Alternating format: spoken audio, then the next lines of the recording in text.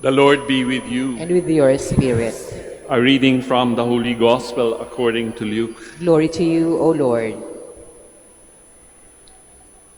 Jesus came down with the 12 and stood on a stretch of level ground with a great crowd of his disciples and a large number of the people from all Judea and Jerusalem and the coastal region of Tyre and Sidon. And raising his eyes toward his disciples, he said, "Blessed are you who are poor, for the kingdom of God is yours. Blessed are you who are now hungry, for you will be satisfied. Blessed are you who are now weeping, for you will laugh. Blessed are you when people hate you, and when they exclude and insult you, and denounce your name as evil on account of the Son of Man. Rejoice and leap for joy on that day. Behold, your reward will be great in heaven. For their ancestors treated the prophets in the same way. But woe to you who are rich, for you have received your consolation. Woe to you who are filled now, for you will be hungry. Woe to you who laugh now, for you will grieve and weep.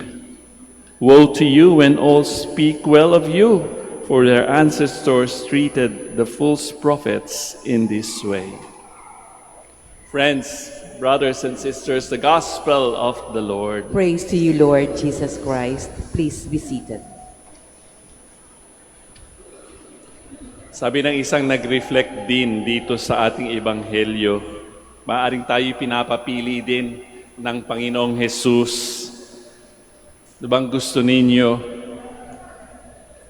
Maging mahirap o maging mayaman? Huwag muna kayong sasagot, ha?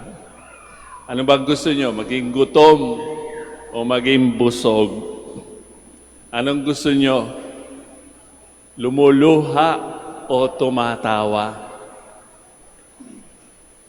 Alam niyo na yung answer, di ba? Siyempre, gusto ko dun sa mayaman. Gusto ko yung maging mayaman. Gusto ko hindi ako naghihikahos, hindi ako nagkukulang. Gusto ko ako'y laging busog. Gusto ko I have a good reputation. Pero sinabi niya, "Blessed are you who are poor." Sabi ko nga sa inyo kanina sa simula ng misa, we consider ourselves already blessed because we are here. Kahit ano pang pinagdaraanan natin sa buhay. Sa bandang huli ng ating ebanghelyo, merong tinatawag na, "Woe, kawawa ka na naman. Kawawa ka naman kung ikaw ay mayaman. Kung ikaw ay busog lagi. Kung ikaw ay may magandang reputasyon sa mata ng lipunan. Kung ikaw ay tumatawa, kawawa ka naman." Bakit kawawa? Ito ba'y dalawang klase lamang o dalawang grupo lamang ng mga tao? Maaari nating imaginein na nung siya'y nagpipreach, bumaba siya sa bundok.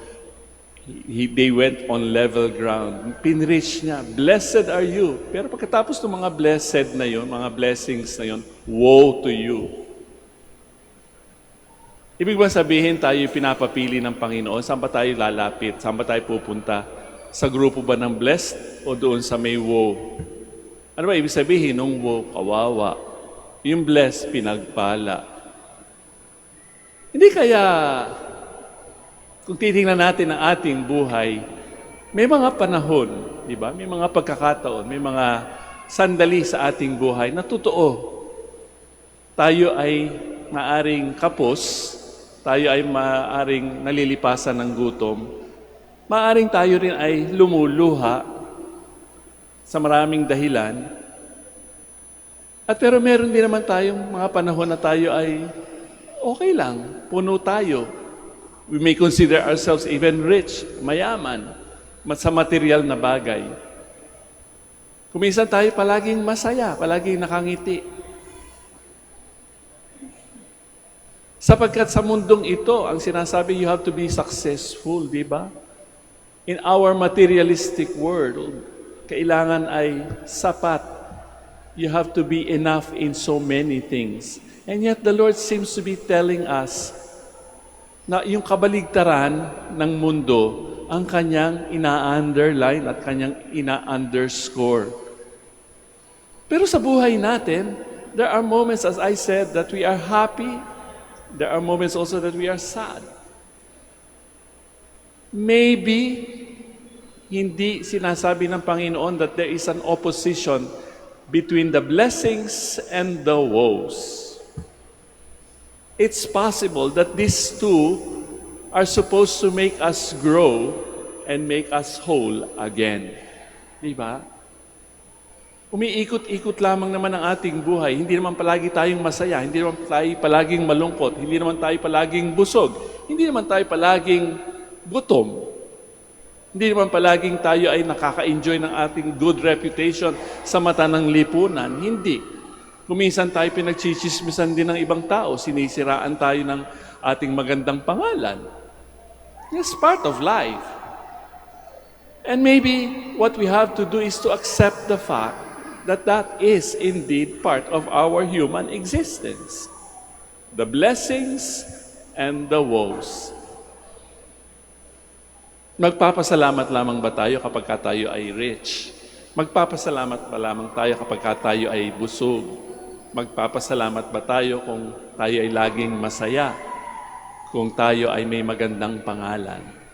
Hindi.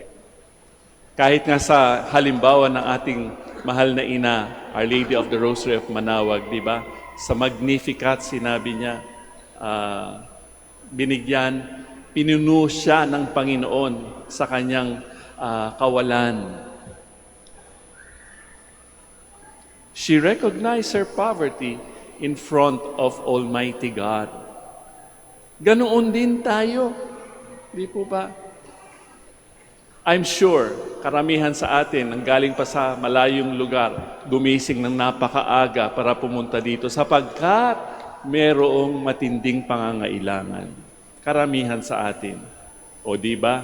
Yung iba nga sa atin hindi na alam kung anong ipapanalangin, hindi na nga alam kung anong mga salitang gagamitin para dinggin ang kanilang mga panalangin. Iiyak na lang. Hihinga na lang ng napakalalim. Mama Mary, ikaw na ang bahala sa aking mga pangangailangan. The fact that you are here, there is still hope. Merong pag-asa. O di ba? Ganun ang ating buhay. Umiikot-ikot lamang tayo sa blessings at sa woes. Kaya tingnan natin, yung mga blessing, kung tayo may mga pagkakataon, mga sandali sa ating buhay, tayo ay parang pinagpala. Blessed tayo. Ano yung ginagawa ng mga blessings na yan sa ating buhay? Tayo ba ay binubuo ng mga blessings na ito? Kapag tayo ay sabihin nating salat sa kapalaran, tayo ba ay nakasimangot?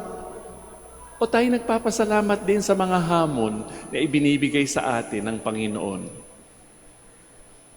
Perhaps it's not so much the material things.